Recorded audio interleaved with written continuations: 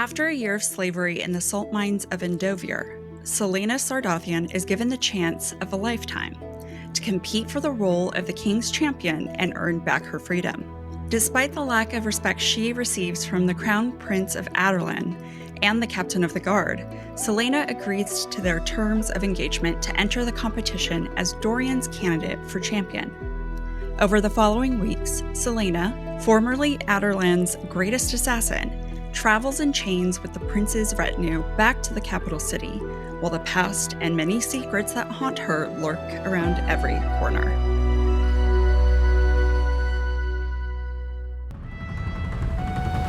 Hey there, we're Book Talk for Book Talk with Jac and Amy, your book besties who take novels that you love seriously. We embrace and respect modern fantasy, romance, and romantasy books written by women. And so, it's in our nature to analyze these books as we would any other novel we might have dissected in school. With our combined 13 years of literary academic training, we use our education to analyze and give voice to reasons why you may or may hate today's popular books. If you're new, let us catch you up. Each season, we cover one book and conduct an in-depth literary analysis. Now, when we do a literary analysis, we take everything at face value and find ways to link the clues in the text together. We also focus on two literary lenses through which we review the text, providing two different perspectives of interpretation. I'm Jac. I did my bachelor's in creative writing at Arizona State University with Amy and my master's in comparative literature at Queen Mary University of London. I'm back using the feminist lens, and I'll be analyzing the text through hetero gender norms and stereotypes, which in no way, shape, or form reflect my personal views on gender, and will only be a tool I use to discuss aspects of this novel. I'm Amy, and like Jac mentioned, we met when we attended the same creative writing bachelor's program, after which I received my master's in education, both at Arizona State University. As usual, I will provide my analysis through a Marxist lens, where I'll view different power dynamics among the characters and the world itself. Sometimes this is obvious and sometimes it's not. Food, metaphors, animal traits, positioning, and more all lend themselves to the Marxist lens. This is part one of our first episode where we're discussing Sarah J. Maas's debut novel, Throne of Glass. In this episode, we're covering chapters 1 through 6. For a complete list of episodes and chapters and chapter breakdowns, be sure to check out our Instagram at the handle Book Talk for Book Talk. Before we dive in, let's talk about SPILT.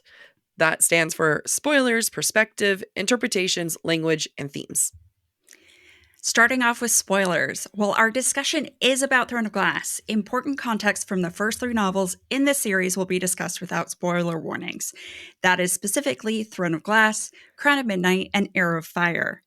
This is not a read-along for anyone who hasn't read at least the first 3 books, and you will be spoiled from here on out. So please take this as your only spoiler warning.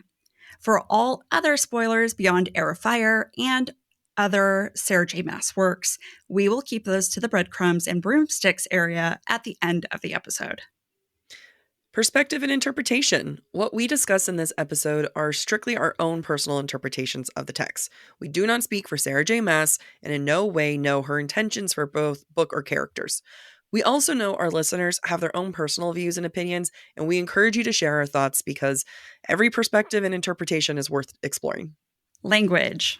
Even though Jac tries to keep her swearing to a minimum for the sake of her mother, explicit language does occur, mostly because of me. Yeah.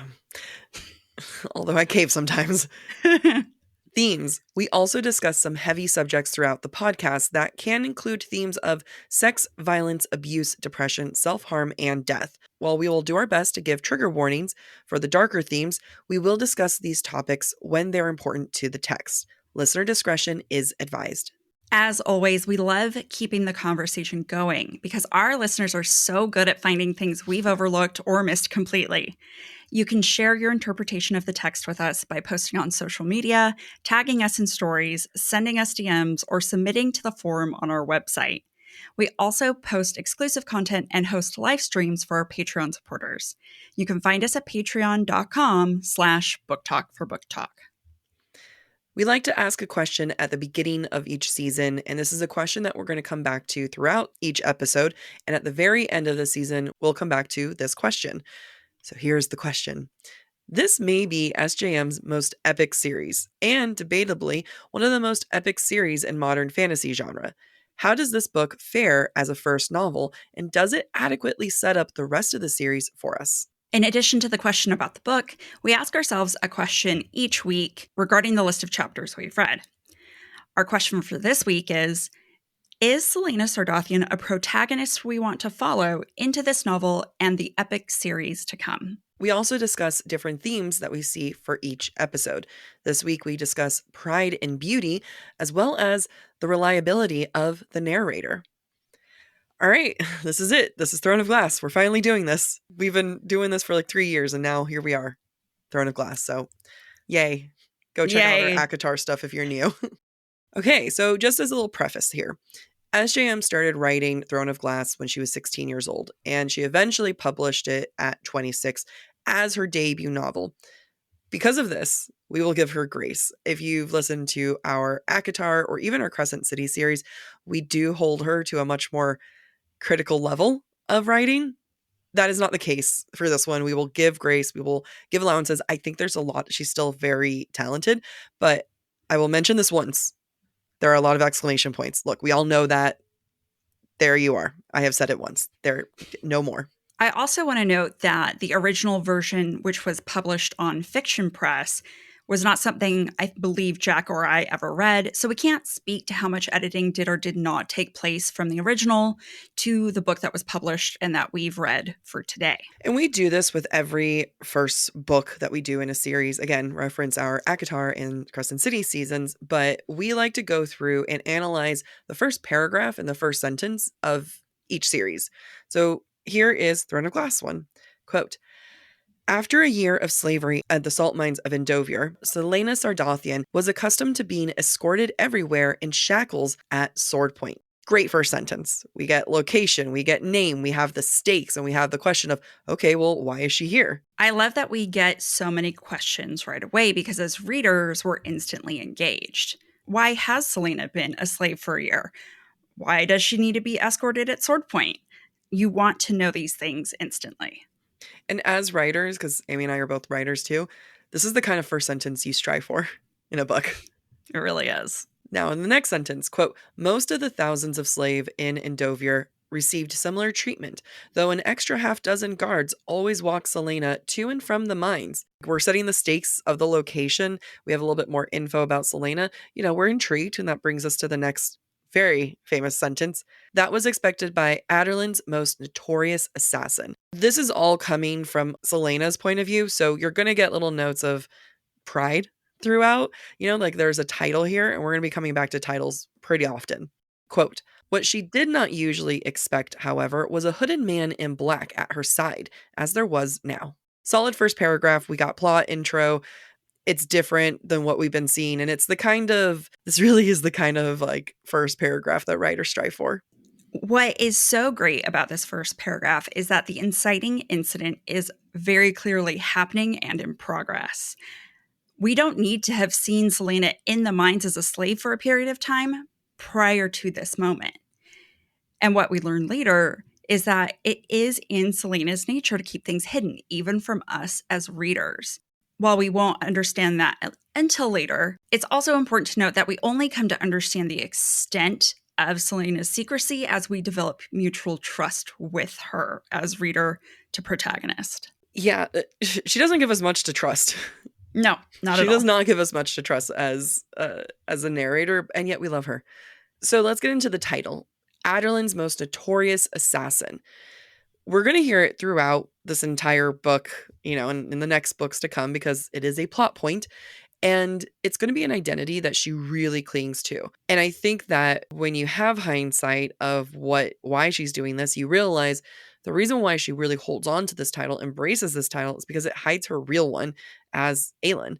And the more she embraces it, the more she hides from her real identity. And because of this, and there's so much more to her embracing her assassin title and everything, but this is just the beginning of us doing a character analysis on her throughout the whole season, book, everything.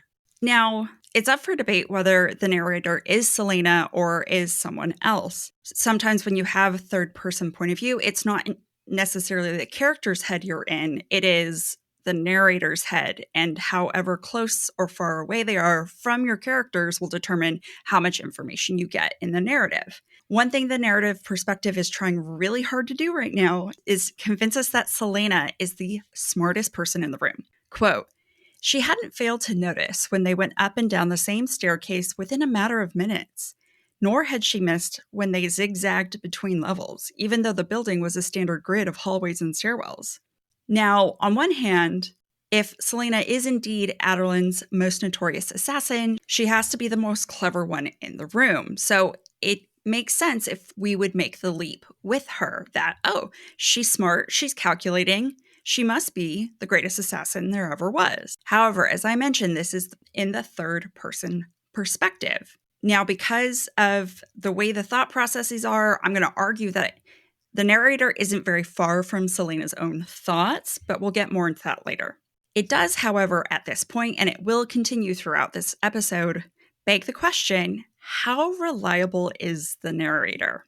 And just another point to drive home the fact that, again, Celaena thinks she's the greatest thing since sliced bread, and so does the narrator. Quote, "The only thing all the intended disorientation had accomplished was to familiarize her with the building." Idiots. I think it's important when you think about like third person versus first person. Third person, I feel like you can almost immediately tell that that character has a big secret to hide from the reader. Because think about Bryce, right, in Crescent City. Bryce has a lot to hide from the reader because otherwise her secrets wouldn't make sense. Versus Farah, we knew every little thought she had. There was no She had no secrets. secrets. No. I'm going to use one quote to make 2 points.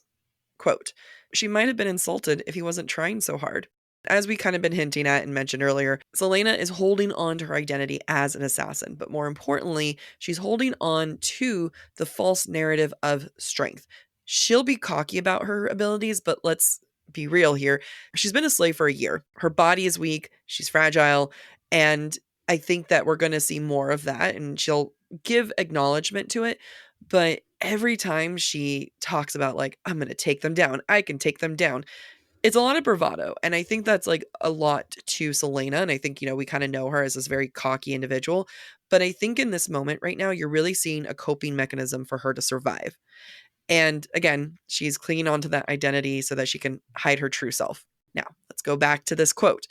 "She might have been insulted if he wasn't trying so hard." So one of my favorite things that I feel like I caught in this analysis is the fact that there's this attitude that men just happen to exist in her proximity. They just happen to be there. And the weakness of men exists because she allows it. She might have been insulted, but he was trying hard. So, whatever, like give him a little chance. And the theme that men just happen to exist will keep playing. Quote, "He looked forward again, his iron grip tightening. It was flattering, she supposed, even if she didn't know what was going to happen. Him standing there with 6 guards hadn't improved her mood." The subtext of a yawn is there, you can just kind of hear her just being really bored with everything. And she's allowing these 6 guards to be in her presence practically. And then the next page we get this quote. "The captain of the royal guard would be an interesting opponent, maybe even worthy of some effort on her part. Men exist." And she's also playing herself up again. Maybe it'll be some effort. Babe, it's so much effort. All right. You can barely stand up. You're not eating. You're very frail. Yeah. Yeah. I also love the language that SJM uses because I think you can see how Celaena views herself and the world on a subconscious level. Quote, "And suddenly the sky loomed, the mountains pushed from behind, and even the earth swelled to her knees. She hadn't tasted fear in a while, hadn't let herself taste fear." Okay, so what we're seeing is a moment of anxiety. You get this feeling of the world kind of closing in. And I think you get that idea when people say like the room's closing in, like the walls feel like they're closing in. But that's not what we're seeing here. We're seeing the world closing in. However, we're also seeing that the world bends to Celaena. Even in a panic moment, even in the midst of anxiety, she does not bend to the earth bends to her. The earth swells to her knees. And even in this moment, it's such a princess mindset.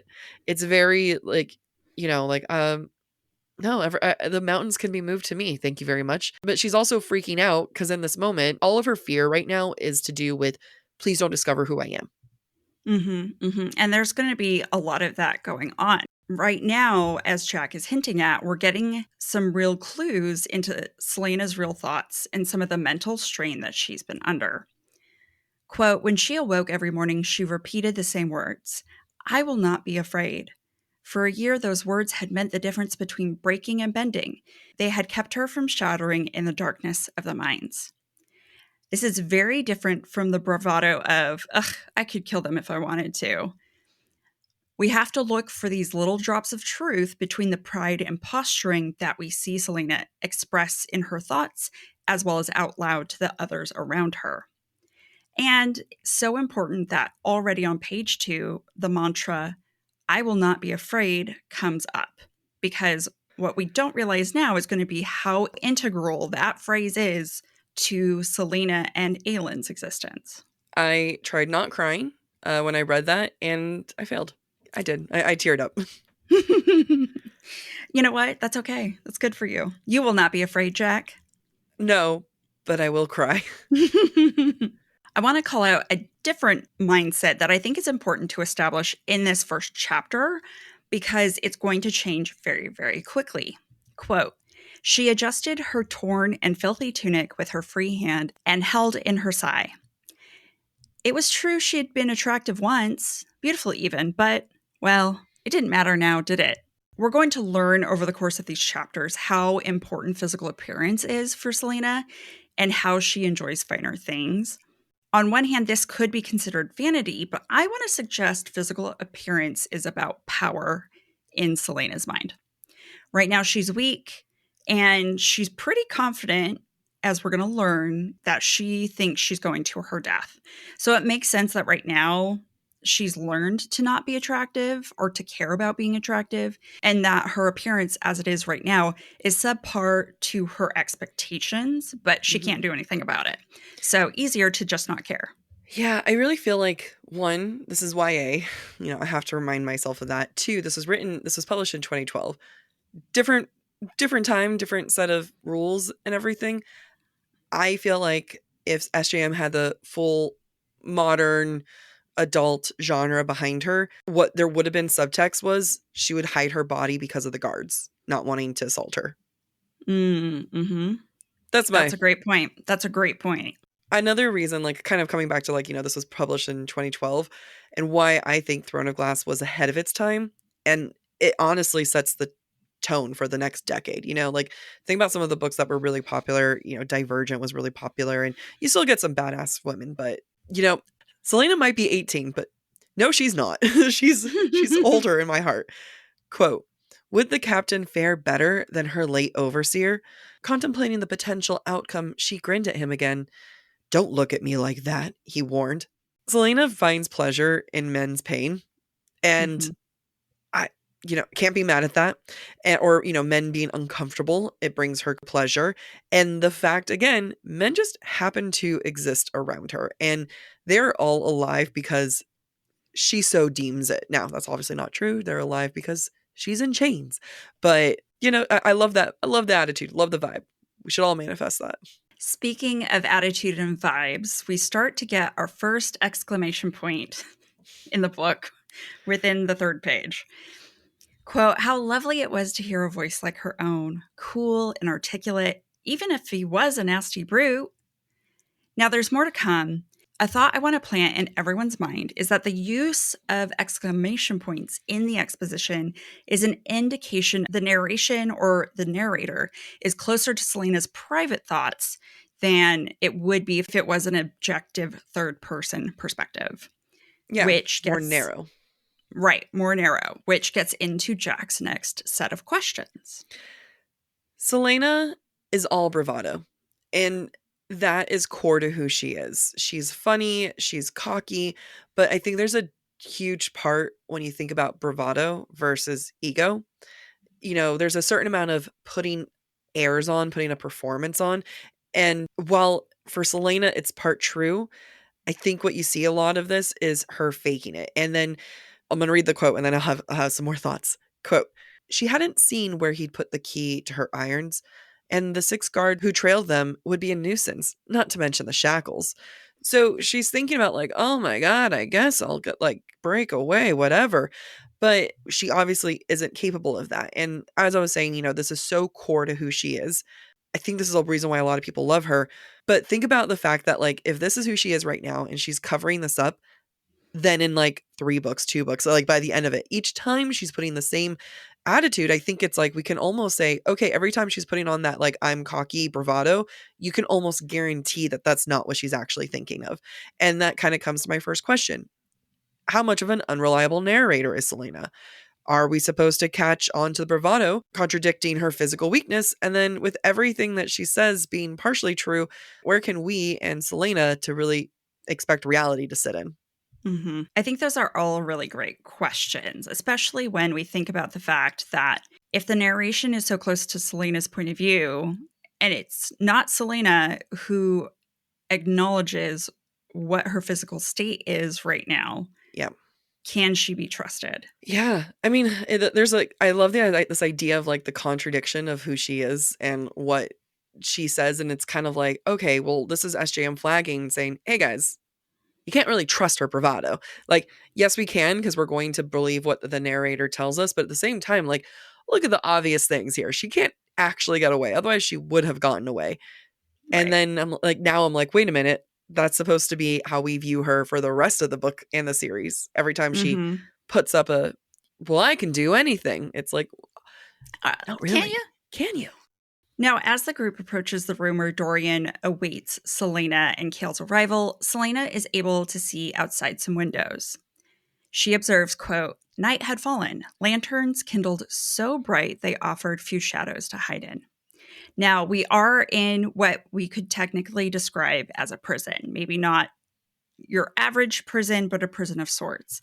And nobody escapes. When it's night, a lot of light is needed to make sure everyone can be seen and accounted for.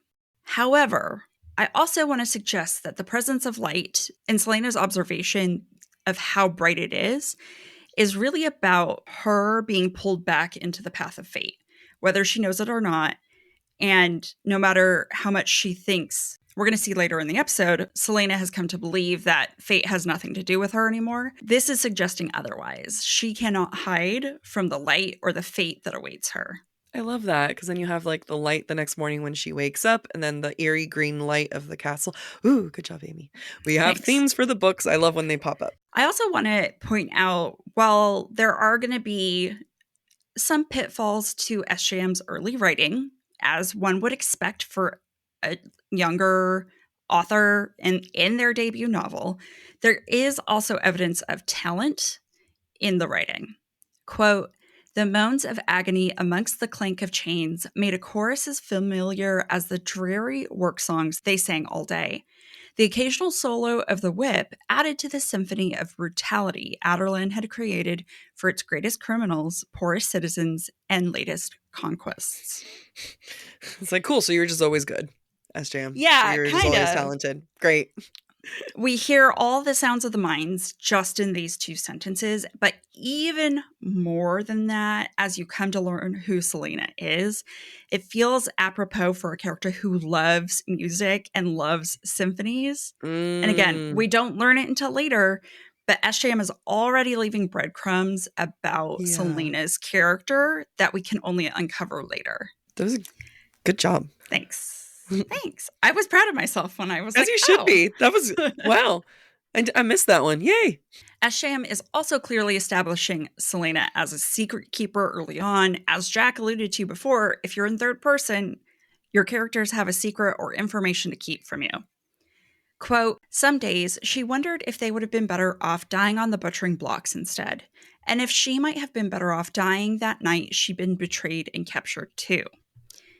Now, I bring this up because what we're seeing, yes, we're seeing breadcrumbs for Celaena's past, but really what it's about is it's creating questions for the reader that engages them in Celaena and in Celaena's history, and you just want to uncover the mystery, which I think SJM actually does very, very well in these first set of chapters. It's ironic, though, because Celaena expects information from anyone else, even though she's not willing to give us the information.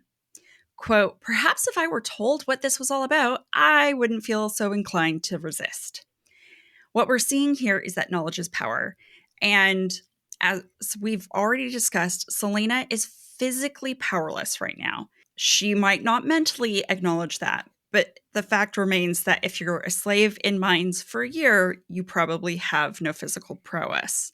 Why knowledge becomes important to her is that that is another form of power. She doesn't want to be caught off guard because of information she doesn't have. Her underlying fear at not having the information becomes pretty apparent within the next sentence. Quote, her palms became sweaty. Yes, she was going to die. It had come at last. In the absence of information, in the absence of knowledge, she has come to assume the worst. And it's very different from the arrogant, oh, I could take them all out if I wanted, that she keeps putting on, the facade she keeps wearing.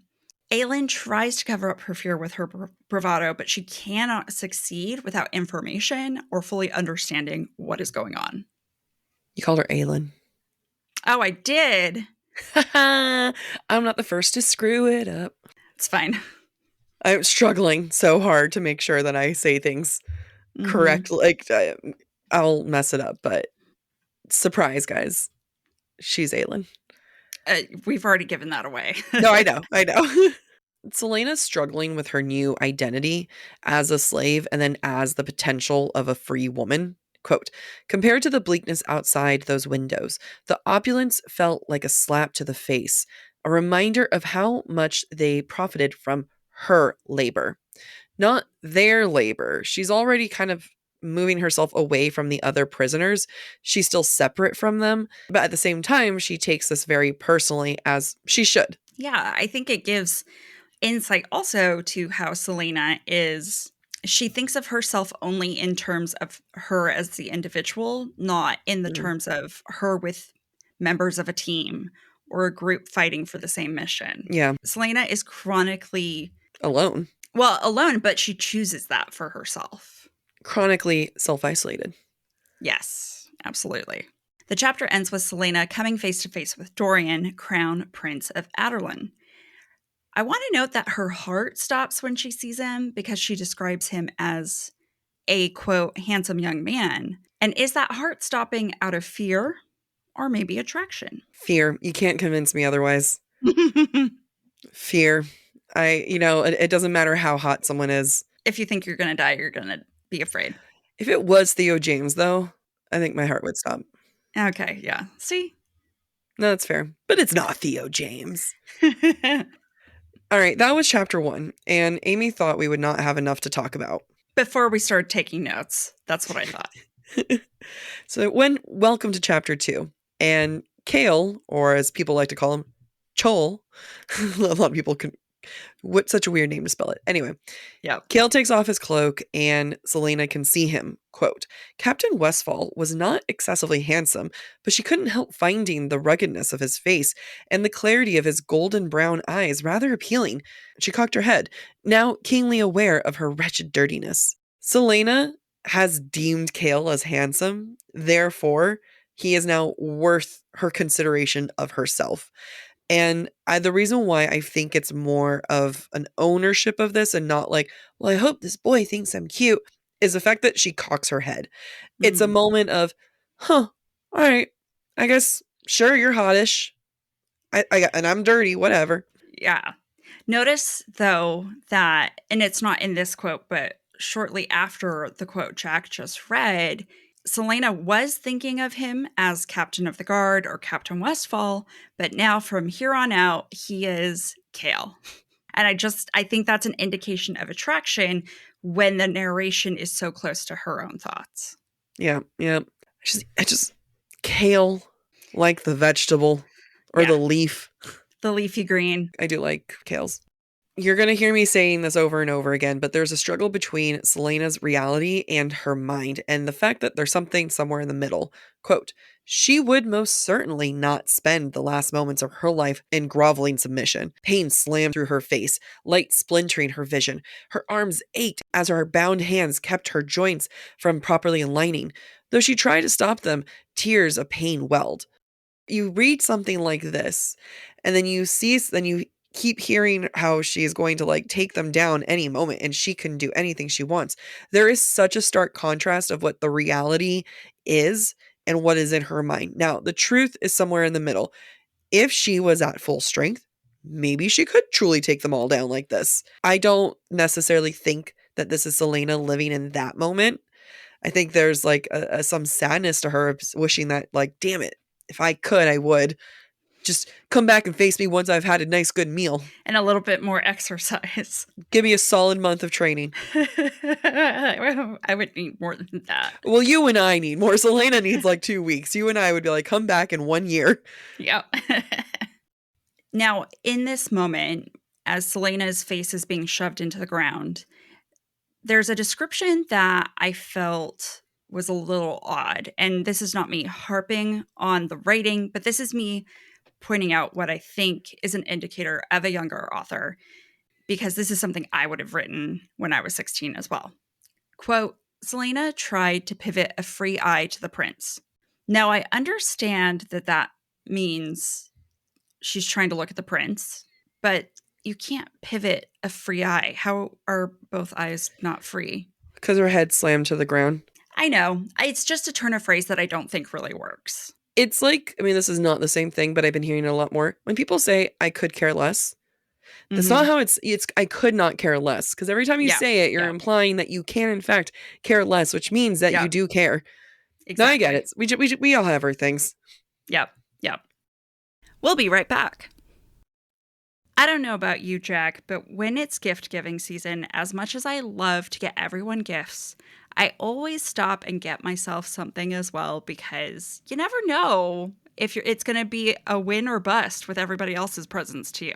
The real gift is the one we can give ourselves, particularly the ones we can order from Quince. Quince has the most amazing everyday luxury items, but at an affordable price. This is the time of year where those iconic Mongolian cashmere sweaters from Quince are the perfect snuggly thing to wear to the office, to wear on the couch. I've been visiting my mom, who now lives in the East Coast, and it is cold there, and I do not have the proper clothes. And I've actually been ordering some of my clothes from Quince because all items on Quince are 50 to 80% less than similar brands. They're able to do that by partnering direct with top factories and cutting out the cost of middleman, and passes on the savings to you. And you can get sweaters and coats, which is what I got. Not only do they use premium fabrics and finishes, they also work with factories that use safe, ethical, and responsible manufacturing practices. If you haven't treated yourself yet, get yourself that present you'll love this winter without the luxury price tag. Go to quince.com/booktalk, BOOKTALK, for 365-day returns plus free shipping on your order. That's QUINCE.com/booktalk,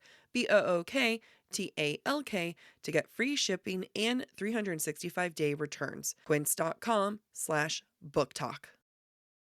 When it comes to grocery shopping, I have the hardest time coming up with high-protein meals that also meet all my dietary restrictions, because I'm gluten-free, I'm dairy-free, I'm so many things. And Hungry Root has changed all that for me and has made it so easy to eat the way I want, as well as making it easy for me to cook every day. I love Hungry Root because it's like having your own personal shopper, and they're able to take care of weekly grocery shopping and recommending healthy groceries tailored to your taste, nutrition preference, and health goals. For me, one of my health goals for this year is making sure that my body, my heart, and everything is healthy. It also has great options for everybody in your family. I eat very differently from my partner, and so I'm able to find foods that suit my needs but also suit hers. It makes grocery shopping simple and stress-free because this is the new year, therefore I want less stressors in my life. And you just have to tell them about your goals and preferences, and then they fill your cart for you with personalized recommendations that get smarter the more that they learn about you and learn about what you like and what you don't like. You're going to love Hungry Root as much as we do. Take advantage of this exclusive offer. For a limited time, get 40% off your first box, plus get a free item in every box for life. Go to hungryroot.com/booktalk, that's BOOKTALK, and use the code BOOKTALK, BOOKTALK. That's hungryroot.com/booktalk, and use the code BOOKTALK, BOOKTALK, to get 40% off your first box and a free item of your choice for life. How would you like to feel just a little bit better? I'm Miranda Anderson, a positive psychology practitioner and host of the show Practically Happy. Each week, I dive into the science of well-being and discuss practical tips for feeling better in your everyday life. Tune in for the latest research, insights, and a happier you. Listen to Practically Happy wherever you get your podcasts. SJM has these moments where Celaena does understand her position slash situation, though. Quote, as she rose, she frowned at the imprint of grit she left behind on the otherwise spotless floor, and at the clink of her shackles echoing through the silent room. In this moment, Celaena is faced with the reality of her situation and her own captivity. The fact that she can see the filth on the floor. And then she also has to face her own weakness, right? She's getting up after being pinned, but also there's the sound of shackles as a. And this is, I love, good writing. It's show not tell rather than Celaena thinking it out loud. SJM as having her observe these little. And in doing so, I feel like the power differential that Celaena is witnessing is solidified both for us and for her. It reaffirms that her bravado is really, and maybe she does, as we're going to see, actually care more than she says she cares about her current appearance. Yep. But we'll get to that in a little bit. Yeah. Since I'm doing the feminist lens, one of the things that I like to discuss when doing an analysis is how it means and what it means. So one of the first things we see is Dorian, and he is all ego and all princely ego. Quote, sprawled across the throne, he had his chin propped by a hand, his golden crown glinted in the soft light. He's relaxed, he's cocky, and he needs to act this way because he needs. And there's going to be a dance between the two of them where he needs her and she needs him to not be a slave anymore. They both need each other, but they both need to be in control of the situation. And we're also going to have this moment of how he's dressed. And I'll cover this a little bit here, but if you want a lot more information about what we think about how he's dressed, go into the breadcrumbs. On his black an emblazoned gold rendering of royal wyvern occupied the entirety of his chest. His red cloak fell gracefully to him and his throne. Now, you just kind of have this image of him just being like, okay, guys, don't let her in yet. Can someone fix my cloak? Okay, it's not spilled gracefully enough. It's like a bride when you put out her stuff. Yeah, it makes me think of celebrities on the red carpet, how they always have their PR person fixing their clothes before the paparazzi take photos. Absolutely.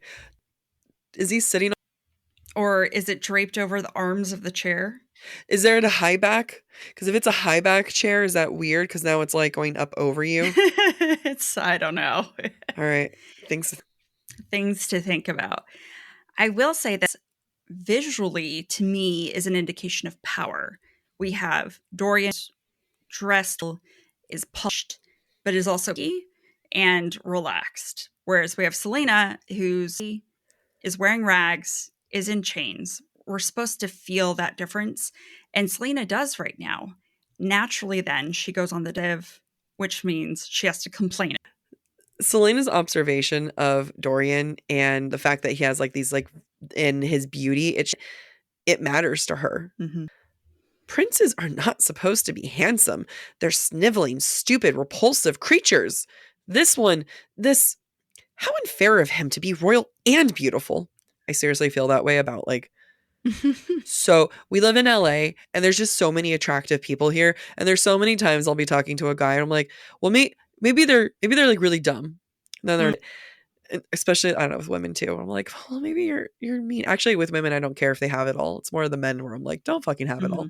Anyway, for Celaena, not my little tangent, beauty matters to her. There is a value there. Now, as I will say here, and as Amy said a little bit earlier, I don't think that this means that she's shallow. I don't think that she values people more on how they look, but I do think it is a measuring stick. And I think that it tells her a lot about a person. So here's an example. Quote, she looked at her rags and stained skin, and she couldn't express the twinge of shame. What a miserable state for a girl of former beauty.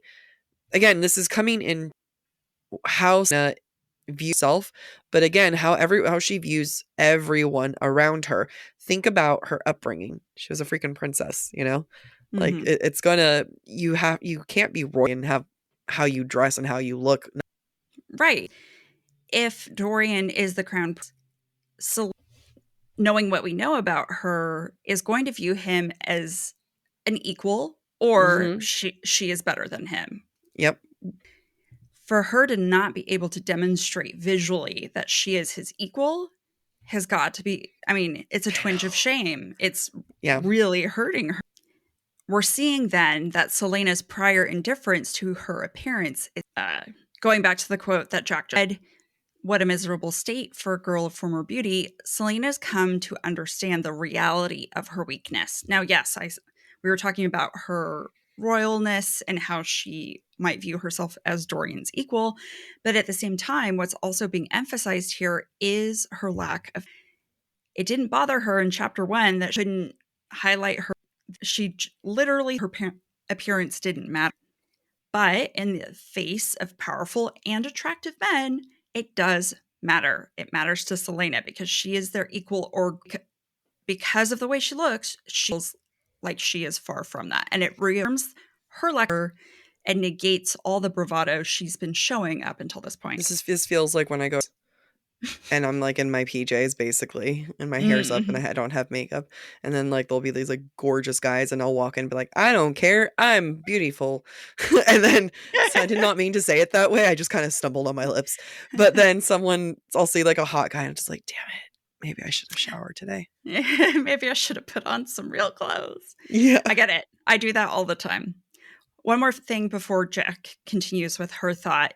The earlier quote about princes are not supposed to be them, all of that is in italics, which indicates Celaena's thoughts. That's pretty typical for most fiction. It does also contain exclamation points after multiple more exclamation points do follow very quickly in the rest of the narration and exposition, which again, I think emphasize that. We just saw it in her thoughts, which were clearly indicated as. To me, it then makes sense that anything else that has an mark, therefore, is also part of her thoughts, even if they're not in italic. No, I don't think it's necessary, but this is how SJM chose to write at the skill level she was at. We're gonna let the exclamation marks go from here on out, unless you have any other notes about this. Nope, no more notes. No more notes. Let's, these are her watery bows. Yeah, Celaena's exclamation points are Feyre's watery bells. Yeah, at this point, we might find new watery bells for her, but it's true. Going back to beauty is a measuring stick, but for Celaena herself. In short, Celaena Sardothien was blessed with a handful of attractive features that compensated for the majority of average ones. And by early adolescence, she discovered that with help of cosmetics, these average features could easily match the extraordinary assets. This is something that I think about a lot. Like, I read this book forever ago, and just the right amount of good features, makeup hides the rest of the other features. It's just something that's like always stuck with me. And I think it's meant to show that Celaena is very honest with herself. Like, she's able to know that she is attractive, but she's also able to know that, hey, I could make this attractiveness even better with it. I also kind of want to question Celaena. She's been in the prison since she was 7. And she says that she learned that cosmetics and with makeup can make her more attractive. And she learned this as, quote, adolescence. What is adolescence? When did she discover this? And who is sexualizing her?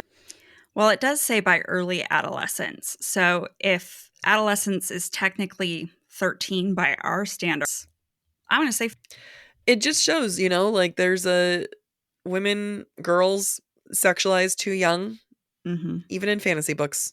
Even in fantasy. Nasty. But you know what? When you're that age, when I was that, I wanted to wear makeup as soon as possible. Oh, I didn't. Not at 14. Oh, I was definitely wearing makeup in 6th grade. You were? I was. Your parents? No, I would go and buy makeup with my allowance and then put it. Oh my God, little harlot. I had no idea. My mother was very, very into makeup, so I was accustomed to wearing it because she would do my makeup for like shows and whatnot from a very young age. So that was definitely, but I always had access to stuff. I had access. My mom never not allowed me. I was just really lazy. And then when I finally was willing to do makeup, she made me only do liquid eyeliner first. Once you figure that out, you can do anything. Yeah, that's fair. Joke's on Smart. her. I figured it out. Still can't do it all. Can't do my eyebrows the same. Now, as readers, we are constantly being reminded, both by the narrative and by characters like Dorian, that Celaena is Adarlan's greatest assassin. Perhaps the greatest assassin in all of Aurelia. Now, do we believe nothing's been shown thus far to prove to us that Celaena is the greatest assassin to have ever. No, that's not what they said, but that's how I'm hyperbolizing. It's our podcast. We can do whatever we want. What we do learn, though, and what I think we come to believe, is that Celaena is resilient. We learn through Dorian, quote, "After a year, you seem to be more or less alive. I wonder how that's possible when the average life expectancy in these mines is a." Now, that's pretty harrowing, and that's pretty impressive for someone like. So we have to come to accept some things about her, whether or not we are trusting the narrative. This happens again when we learn toward the end that Celaena once tried to escape from Endovier. Now, Dorian's surprised because he didn't know, Cale didn't tell him, and Cale tries to blow. And while Dorian expects Cale to tell him how it happened, Cale gets the information. Celaena, therefore, likes to interject with the correct information. And at one point, quote, "She waited for the rest of the story, but he was clearly finished." That's not even the best. We can tell here Dorian is captivated by Celaena, and Celaena wants that story to be told because knowledge is power, and she can have power over Dorian in the process. Now, when the story is told, that's when Celaena starts to earn some of the respect from Cale, well, less Cale, than Dorian, because she was able nearly a. Cale explains, quote, "She killed her overseer and 23 sentries before they caught." Now, I couldn't find it on the page, but I think I remember reading that that is the same number of guards who travel with Dorian. It is Dorian and 23 others. So that's an indication that, you know what? She can actually kill 24 men. That's a lot. Yeah. They should be afraid. It justifies maybe why they put her in chains when she's one woman who's been enslaved. We also learn that she's able to get 363 feet away and was within a fingertip of the wall when she was finally out. Most other people in Endovier are killed for moving 3 feet. So maybe, just maybe, we now start to believe what she's capable. How many feet are in a mile? Well, 3 feet are in a yard. 5,200. Thank you. I couldn't remember. I know you were trying to do math. I'm like, so long as it wasn't a mile, I feel like I could accomplish some things. I'm just seeing how I could. It's 121 yards or 121 meters, which is longer, a sprint down the football field. Oh, I'd be screwed. As if that's the reason why I wouldn't work. This wouldn't work out for me. Oh, running? Oh, this isn't good. So this isn't a long note, but I feel like it's an important note. And it's how Celaena views the death of others and causing it. This information comes from Cale, not Celaena. Quote, "She killed her overseer in 23 sentries before they caught her."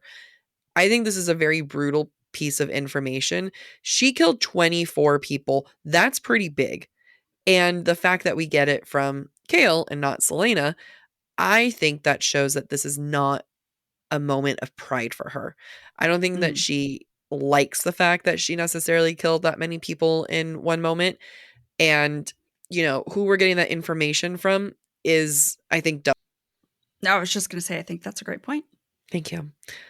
Trigger warning for the following discussion on suicidal thoughts. We find out that Celaena almost escaped after 3 months, but it was basically a guaranteed that she was going to die.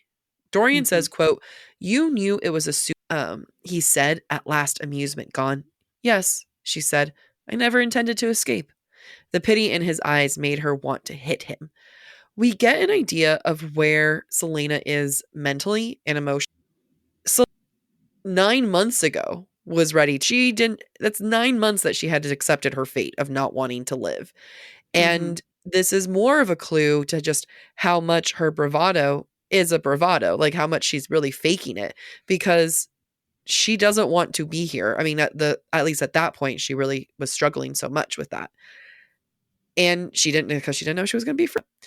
There are subtle ways that SJM gets us to view characters differently. So let's look at Dorian. And Celaena thinks that he should be a sniveling little princeling, but in reality, he actually doesn't smell like perfume. He smells like, quote, horses and iron. And I think that's supposed to be some kind of indicator of like, look, he's willing to be outside and with iron, which is more outside, or weapons. And versus like, he smells like cotton and softness or something. Clothes and leather. There's a lot of cloves in men's cologne in a lot of these fantasy books. I'm just saying. Oh, interesting. Leather's a huge one. Cedar. Leather's another one. Rain-kissed cedar. I want to see Rain-kissed. It's a smutty book right there. Despite the clues that we get sometimes in the narrative, the perspective makes it pretty clear to me that Celaena feels disdain and mistrustful toward Dorian. A lot of what he says in this chapter comes across as condescending from a pampered prince. I want to ask the question, though, how much of this is because of Celaena's bias and the way she chooses to interpret Dorian's actions and the thing he said? I read one particular. The prince, quote, inspected what skin showed through the scraps of her shirt. She scowled and scowled even more when he said, what a terrible stench, too. This, from Celaena's perspective, counts as a criticism of her. It comes across as him just being like, ugh, I'm hoity-toity, and you smell so bad. You smell like iron, bitch. Now, this could be read a couple different ways. One of the ways it could be read is just that he's like, she smells, it could be not an assessment of her smelling bad, but rather, do they treat prisoners so bad here? Right? Yeah. They don't even let them bathe. Like, that's not fair. Mm-hmm. It could also be that some of the way Dorian is acting is a facade because he is in front of all of his guards right now. So just things to keep in mind that Celaena may, the way actions come across in one way, but they might not always be. There's also this random moment where Dorian tells Celaena, what remarkable eyes you have, and how angry felt. This felt like, to me, the author inserting herself here, trying to call our attention to things we don't know, but also like, what is Celaena in this immediate moment to be angry? We can't all wear. And then he's like, oh, you're so angry. So I just need a. Dorian's kind of a douche right now. It's fine. He is, and some of our listeners have questions about that, which we'll get toward the end of the episode. Breadcrumbs and broomsticks area. In breadcrumbs and broomsticks. One last note. The first time Celaena sees Dorian, she calls his eyes striking blue, but now they are sapphire. This begs the question, is she attributing to the color of his, or is that value inherent because he's royal? Just a couple questions. Think about that. The chapter ends with Dorian ready to give Celaena the proposition. Celaena thinks, quote, she could kill him so easily, tear that grin from his face. She could destroy as he had destroyed her. In my point of view, this is the first time Celaena has showed true desire for violence. All the other times it was like, I could get rid of these guys. It doesn't matter. And it's not violence towards Dorian that she's expressing. It's violence towards the king and what would hurt him most. Other times, she's struggling to feel in control. She doesn't feel weak. This is a very true, I want to make someone hurt. And I think this is a good way of tricking the reader, of not necessarily paying attention, thinking like, oh, she wants to hurt Dorian. No, like, yes, but like not, he's just end. Mm-hmm, mm-hmm. And within the same breath that Celaena thinks about hurting the king, we also see her desire for freedom. Quote, but perhaps his proposition could lead to escape. If she got beyond the wall, she could make it. Run and disappear into the mountains and live in solitude in the dark green of the wild with a pine needle carpet and a blanket of stars overhead. This visual image establishes Celaena's connection to nature and how maybe that is more important than actually causing harm to the king. We're going to see more of this connection. It's a great breadcrumb of things to come, as well as Celaena's history and true identity. Mm-hmm. So now we're in chapter 3, and it starts with Dorian thinking that he's the one in control. Quote, the prince's eyes shone with amusement at her brashness, but lingered a bit too long on her body. Celaena could have raked her nails down his face for staring at her like that, yet the fact that he even bothered to look at her when she was in such a filthy state. A slow smile spread across her face. People are, all right, if you're new to us, like, we need to let you know, we love these characters, yes, but we analyze them as we see them. And sometimes that's not always a positive analysis. Just like this, I'm not going to accuse Dorian of doing anything wrong. Like, I don't think he's a bad guy, obviously, but let's call out these moments. Yes, I think that Dorian sees the potential of finding her attractive. We've already established that she's a good-looking girl, even when dirty, but he's observing her in a sexual way while she is chained and he is in control. This is a form of control. Not that he would do anything to her, but at the same time, she doesn't know. In any other scenario, if you do not know that Dorian's a good guy, and you told me that this woman was in chain, vulnerable, and the man who's in charge of her freedom is staring at her body a bit too, that's a huge red flag for me of just what in safety and what he's putting. And this is the man who can change her life and is viewing her that way. You know what I mean? Like, and and she's viewing him that way. Like, there's a lot of power dynamics happening, even though they're equal, but they're not. They're both royal, but she's a prisoner, he's not. And rather, though, in this moment than feeling controlled, or as I would feel, freaked out, Celaena sees the potential in it, and she finds a potentially control. I think you make a lot of really great. And I'm going to play devil's advocate because we've just talked about how much can we trust Celaena's interpretation, especially when it comes to. So I want to go. The prince's eyes shone with amusement at her brashness, but lingered a bit too long on her body. Celaena could have raked her nails down his face for staring at her like that. So we're seeing Celaena interpret Dorian as being kind of lewd. And because the way he's looking, other than looking too long, is not actually described. What if he is assessing how Celaena's body looks? Is she strong enough to compete for the title of will she be able to recover from the state that she. So this could be a calculating gaze and not a sexual gaze. And I'm not trying to dismiss what you've just said, Jack, and I'm not trying to make excuses for Dorian. We've already started harping on the fact that Celaena's perspective be and Celaena's interpretation is going to sway the narrative every time because of how close it is to her own thoughts. I think the better way of phrasing this and everything, and like so that if new listeners know what we're doing, it's interpreting the text into. So it's not that like one's right or one's wrong. I think like yours is like totally valid points. And, I could go back and be like, well, in a couple chapters, he says that she's pretty. And like, there's so many things there. But like, I think that this is an example of one text, two different. And this is also too good to leave in the breadcrumbs. Not quote. When Celaena is offered a chance of freedom, she thinks, quote, at the sound of the word, she saw a land of pine and snow, of sun-bleached cliffs and white-caped, a land where light was swallowed in the velvety green of bumps and had a land she had forgotten. We are getting so many clues so early on, and we're going to get a lot more in breadcrumbs, but like I just wanted to, throw these out here, knowing, just trust us, guys. We are. Now, if we're a new reader to throw this is the first read. We don't know about Aelin. We don't know Terry.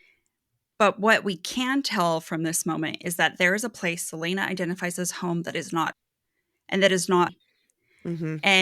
it sounds a lot like the place she just fantasized about escaping to, about being in a forest and being with the trees and the pines and etc. I want to try and balance what we know of the series versus what we could maybe tell as first-time readers as well. Because we like to pay attention to the way SJ, I want to point out that by this point in the novel, there's already been several uses of Celaena saying something quote-unquote sweetly. It's a little tongue-in-cheek because Celaena is definitely not sweet, but also, to me, demonstrates a more junior author or a younger narrator that this one phrase is used over and over again without variation, rather than trying to find new ways. As Celaena learns about the terms of earning her freedom back, she thinks of the prospect of working for the king in a variety of ways. She thinks of herself as becoming his loyal servant. She thinks that she'll be, quote, a fang in the mouth of the beast that had already consumed half. Aurelia? That's not how I would spell it. I always want to say Aurelia. Look, Aurelia. Between the two of us, we'll be able to say this book. Yeah. She also thinks of herself as the king's crooked. In all of these situations, there is a clear lack of autonomy and self, and two of them are just non-sentient objects. I want to focus on the reference of Celaena being a fang of the beast. The king is compared to a beast that has already consumed half of Aurelia. Is Aurelia the continent? I think so, yeah. Yeah. So a beast that has consumed half a continent. That's terrifying. It's animalistic. This idea of consumption, of devour. We've talked a lot in past seasons, or I've talked a lot in past seasons, how the concept of food can be a form of power, or like who's consuming food, who's serving food, who's being consumed, what's being consumed. So in this instance, the king, being the beast that has consumed half the continent, has amassed a lot of. For Celaena to be the tooth in that mouth, she has no control, no agency. She's a weapon that's viewed as part of the greater whole. Is very troubling to Celaena. She wants to cause the king harm, but by choosing to serve as his champion, she is also becoming and choosing to be associated with him. She is becoming inherently a part of him that belongs to him. Fang. Yeah, it sucks. The Fang can't go out on its own and be an independent Fang. There's also a control of information, but a fear of young women. Dorian says, quote, "No one knows that Celaena Sardothien is just a young woman. They all thought you were far older." Titles, identity, and the power that goes with it. These are themes that we're going to continue to see. And the fact that a young woman isn't valued, and therefore a young woman can best a man, it's just too much for them. They're like, no. So we're already seeing some sexist undertones, and we're getting an idea of what this world is like.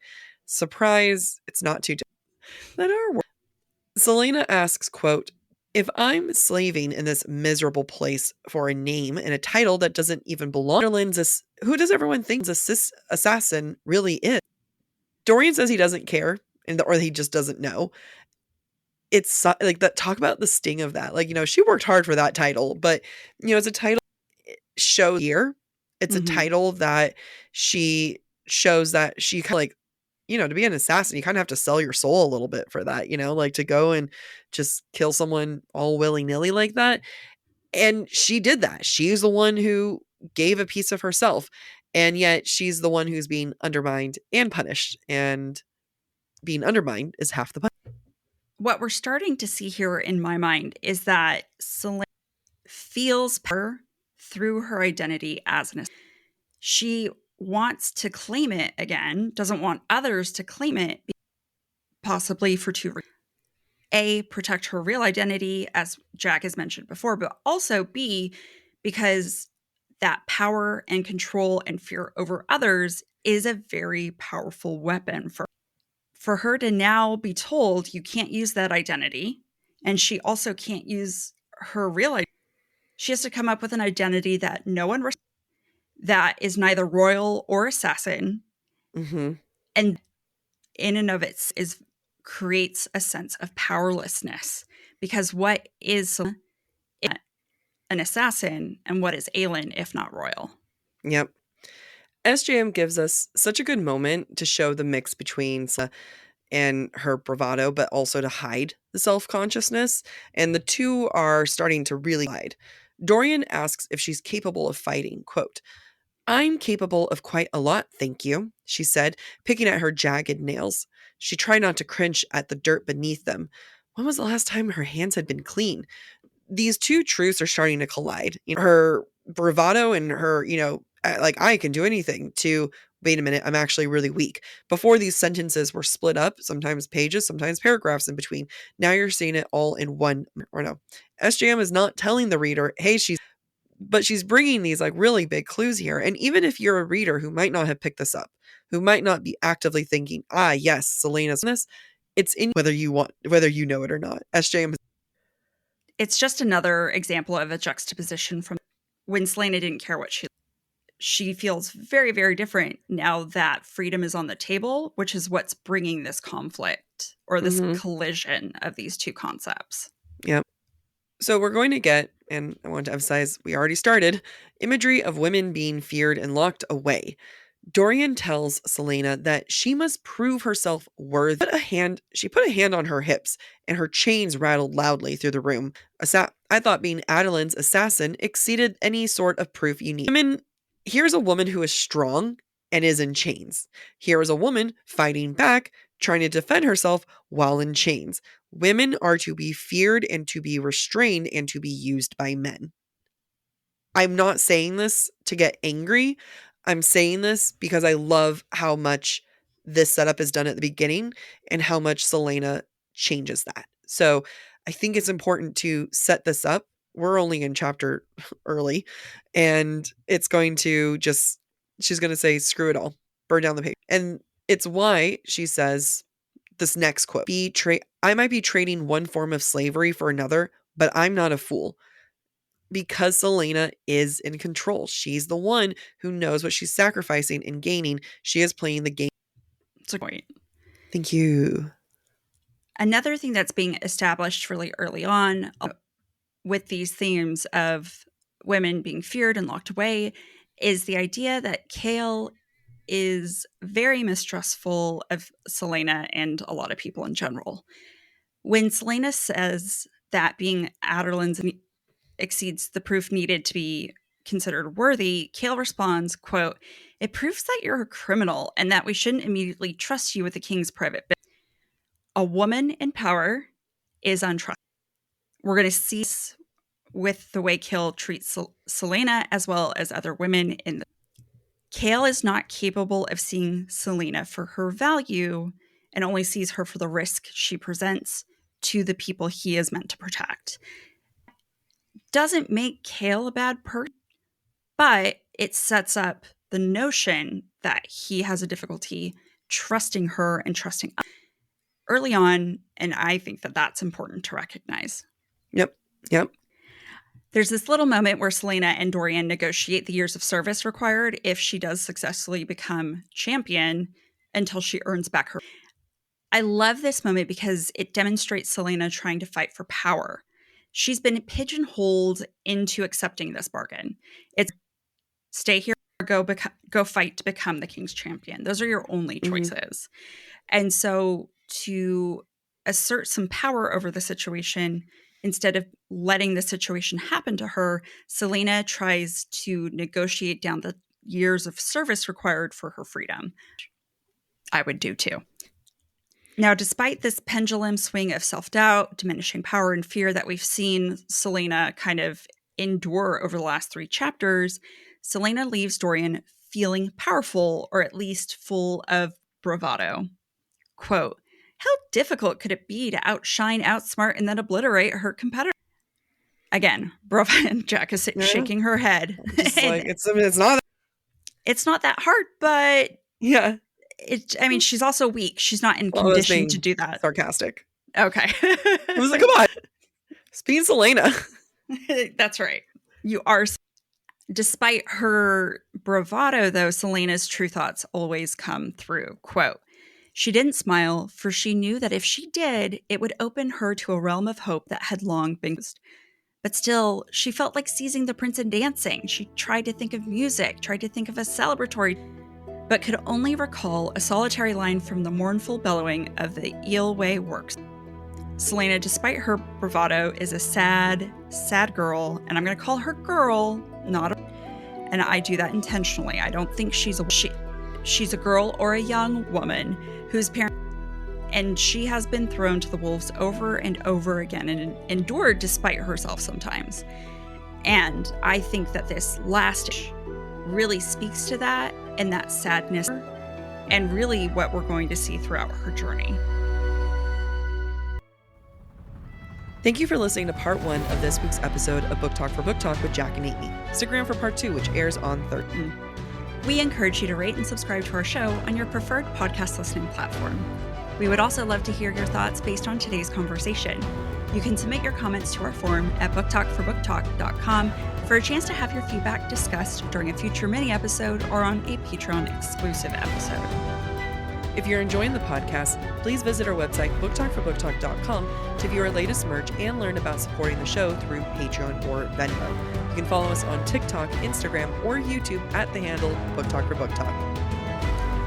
Bye. Bye. The title. Adarlan. Fuck. Adarlan. Thank you. I think actually it's ill. Songs. And yet I can't say Adarlan when I need to. I'm glad you remember. I meant to listen to the audiobook and I didn't have a chance. I'm genuinely shocked. Okay. I'm really impressed. It got locked up in there somewhere, that knowledge. Yeah. Okay. Thought being Adarlan. Yeah.